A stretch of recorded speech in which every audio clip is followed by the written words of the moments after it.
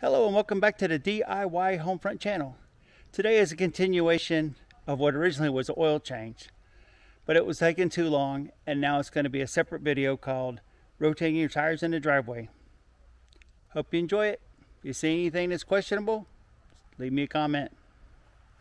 Next, it's going to be time to jack the car up onto some jack stands.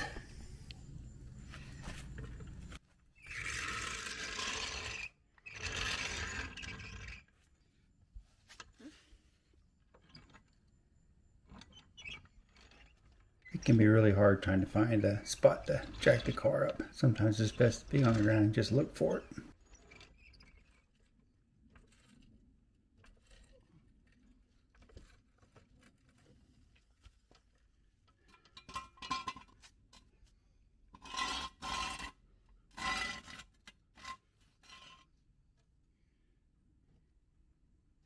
The engine assembly becomes part of the frame when it's mounted onto the car. I normally like to put the jack stand onto one of the bolts that mounts the engine assembly to the car. Now, the other side.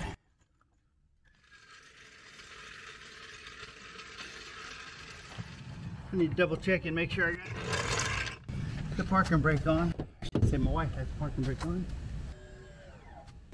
Parking brake is on.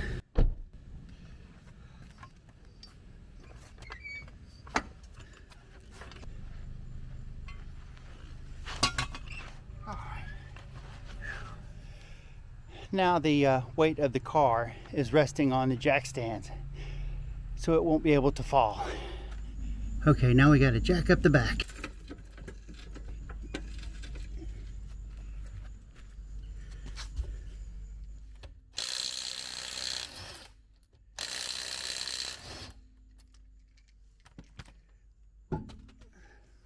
This tire will be moved to the front. These make life so much easier. It's an impact wrench. And it's got a special socket that's designed for cars. It's got a nylon sleeve that protects the rims. And I've had it a long time, the batteries have died. And if you ever get replacement batteries, get ones that have an indication of how charged they are. It makes life so much easier. But with these, life goes by fast. Okay, I just thought I'd do an insertion. This is my impact wrench. It's a Craftsman 19.2 volt. This is the original battery that came with it. Over the years they've gone bad and I've had to replace them. But I replaced them with larger batteries that last longer. But like I was saying, the nicest part is this feature right there. Just push the button and it'll let you know. So before you start a project, you can grab a battery, push the button, know it's fully charged, and get about your business.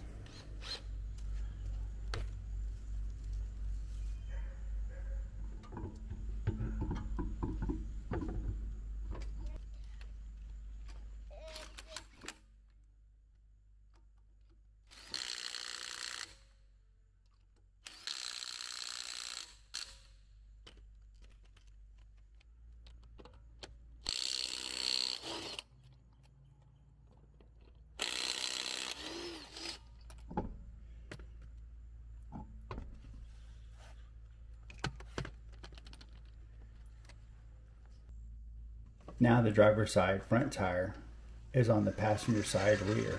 Okay, the tire on the ground was from the passenger side front. All right, last tire is probably taking me, I don't know, 15 minutes so far. I sweated through the last shirt. I had to change shirts, but this won't take any time at all.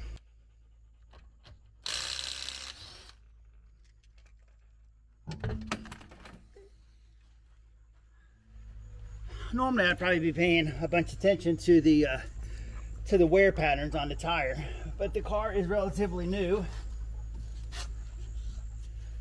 This should be the first time the tires have been rotated. And almost all the miles are highway miles.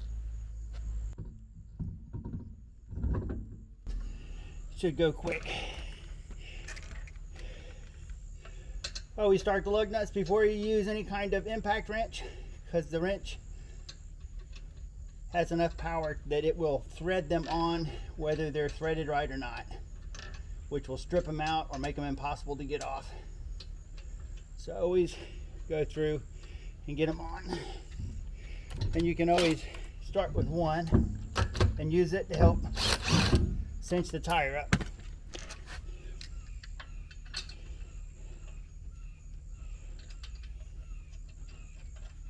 What I will do is I will use the same battery, taking the tires off and taking the tires on, or taking the tires off and putting the tires on. And then once I've got the car on the ground, I'll put a fresh battery in it, and I will go around the car one last time with a fresh battery and just make sure they're all tight. I don't know if I'd do it if I had to do it with just the tire iron.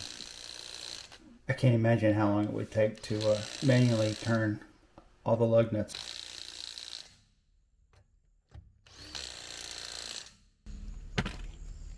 Last tire coming up.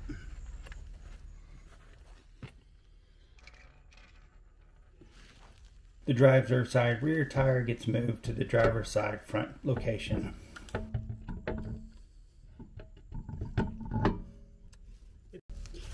Digital readout.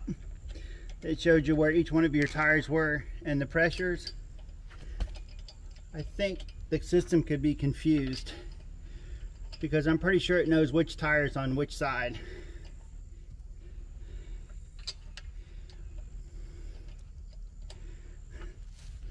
So in some cars, if you were to move the back tire to the front, it might be confused, and when the tire sensor is low, it might tell you that it's a back tire when actually it's the front tire. But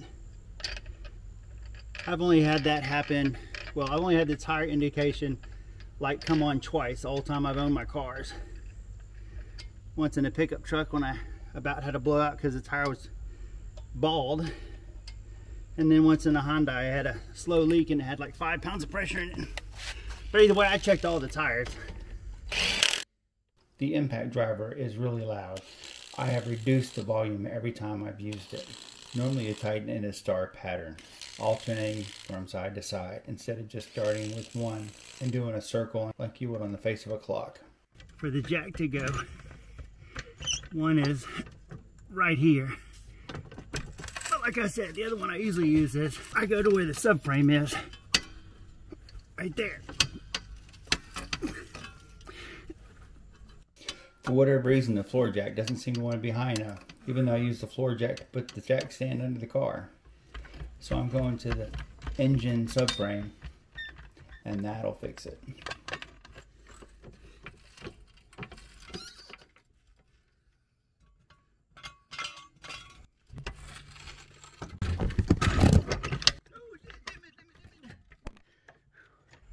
Okay, that's 4 tires changed.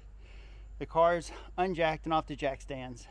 The next step for me would be to put away the jacks, stands, and the jack, get a sip of Coke, and then go around the tires one last time and tighten up all the lug nuts. It's been a day or two since I've rotated the tires, and I wanted to go back and just double check the lug nuts, make sure all they're nice and tight. So this would be a star pattern.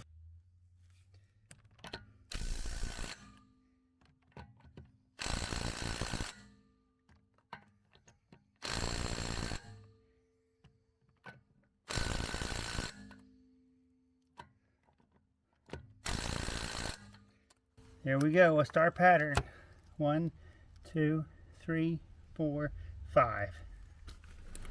Thanks again for watching a DIY Homefront channel. Please like, subscribe, and leave a comment.